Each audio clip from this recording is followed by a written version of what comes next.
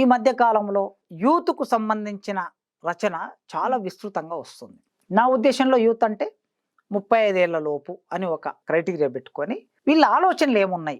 వీళ్ళసలకి ఏం రాస్తున్నారు? వీళ్ళు రాస్తున్న దాన్ని మనం వింటున్నామా? మనం చదువుతున్నామా? అనేది ఈ సమాజానికి ఒక సంవాదం నడపాలని ఒక ఆలోచనొచ్చింది. ఆ ఆలోచనలో భాగంగా ఇప్పుడు 2026 ఫిబ్రవరి 9, 10 తేదీలలో ఉస్మానియా విశ్వవిద్యాలయం ఆర్ట్స్ కాలేజ్‌లో జరగబోయే తెలుగు లిటరరీ కాంగ్రెస్‌లో 35 ఏళ్ల లోపు ఉన్న వాళ్ళు రిసోర్స్ పర్సన్స్‌గా ఉంటారు. వీళ్ళు కవిత్వం గురించి ఏమనుకుంటున్నారు? ఇన్నాళ్ళు పెద్దవాళ్ళు మాట్లాడితే 60 ఏళ్లోళ్ళు, 50 ఏళ్లోళ్ళు, 70 ఏళ్లోళ్ళు మాట్లాడితే 20 ఏళ్లోళ్ళు, 30 ఏళ్లోళ్ళు, 40 ఏళ్లోళ్ళు వింటున్నారు. ఇప్పుడు వాళ్ళు మాట్లాడితే మనం ఎందుకు వినకూడదు? సో, పెద్దవాళ్ళందరిని ఆహ్వానిస్తాం. డిగ్రీ కాలేజీ లెక్చరర్‌లొస్తారు, జూనియర్ కాలేజ్ లెక్చరర్‌లొస్తారు, టీచర్‌లొస్తారు, ప్రముఖ కవులు, రచయితలొస్తారు. వాళ్ళు ఆడియన్స్‌గా ఉంటారు. ప్రతినిధులుగా ఉంటారు.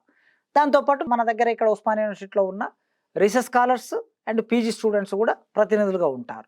వాళ్ళు వింటూ ఉంటే ఈ 35 ఏళ్ల లోపు ఉన్న వాళ్ళు ఒక రీసోర్స్ పర్సన్‌గా ఒక 15 నిమిషాలు, 20 నిమిషాలు మేమెందుకు కవిత్వం రాస్తున్నాము అని ఒక టాపిక్ పెట్టామనుకోండి. సార్. ఆ టాపిక్ మీద వాళ్ళు మాట్లాడతారు. ఒకప్పుడు కవిత్వం ఎందుకు రాస్తున్నామంటే సామాజిక ప్రయోజనం కోసం కవిత్వం రాస్తున్నాం. విప్లవం కోసం కవిత్వం రాస్తున్నాం. అభ్యుదయం కోసం కవిత్వం రాస్తున్నాం. హిందుత్వం కోసం కవిత్వం రాస్తున్నాం. దేశం కోసం కవిత్వం రాస్తున్నాం. జాతీయ భావాన్ని పెంచడానికి కవిత్వం రాస్తున్నాం అని ఎవరికి వాళ్ళు చెప్పుకున్నారు. ఓ కృష్ణశాస్త్రి, శ్రీశ్రీ, విశ్వనాథ సత్యనారాయణ, గుర్రం జాషువా, ఇంకా వీళ్ళకన్నా ముందు గురజాడ అప్పారావు, కందుకూరి వీరేశలింగం, రాయప్రోలు సుబ్బారావు ఇట్లా మనం చెప్పుకుంటూ పోతే ఒక్కొక్కరు ఒక్కొక్క సామాజిక ప్రయోజనం కోసం రాశారు. మేమెందుకు కవిత్వం రాస్తున్నాం?